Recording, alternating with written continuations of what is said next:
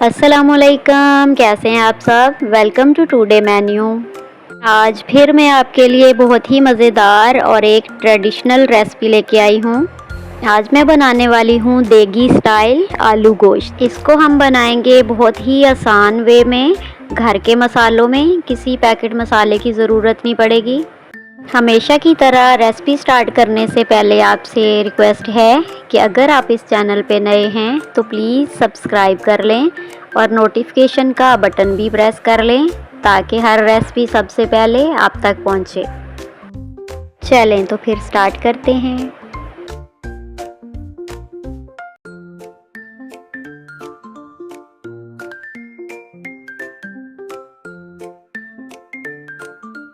एक पैन में ऑयल लिया, इसमें अब मैं प्याज फ्राई करूंगी।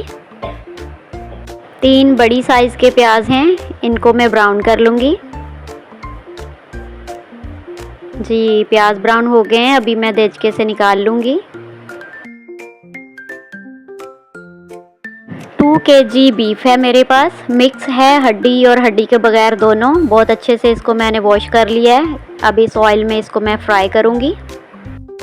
6 से 7 मिनट तक अच्छे तरीके से ऑयल में फ्राई करना है ताकि बीफ का सारा पानी जो है वो ड्राई हो जाए। हाई फ्लेम पे 7 मिनट भूनते हुए अभी देखें सिचुएशन कुछ इस तरह से हो गई थी, ऑयल ऊपर आना शुरू हो गया है। अभी मैंने इसमें ऐड किया है लहसुन अदरक कुटा हुआ। 1.5-2 मिनट के लिए दोबारा फ्राई करूँगी।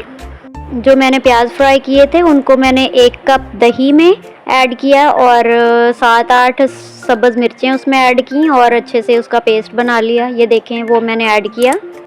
अब इसके साथ ही जाएंगे बाकी मसाले। 2.5 टेबलस्पून रेड चिली,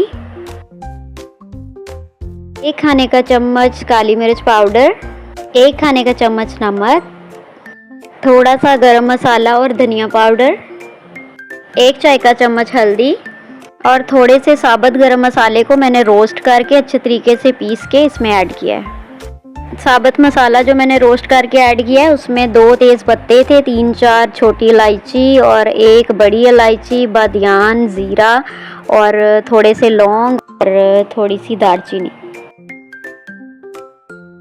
बस अब ये सारे मसाले ऐड करके बहुत अच्छे तरीके से भुनाई करनी है और ज़रूरत पड़े तो थोड़ा थोड़ा पानी ऐड कर सकते हैं।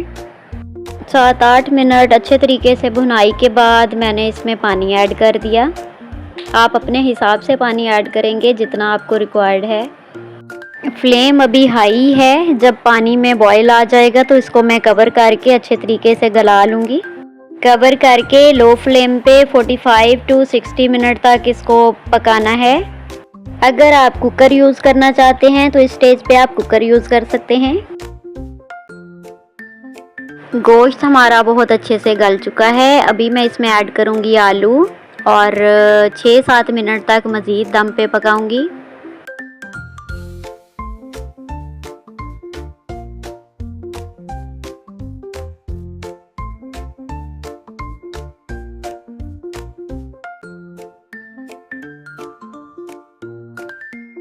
देखें जी माशाल्लाह बहुत ही ज़बरदस्त हमारा देगी आलू गोश्त रेडी हो चुका है और पूरे घर में आलू गोश्त की खुशबू फैल चुकी है।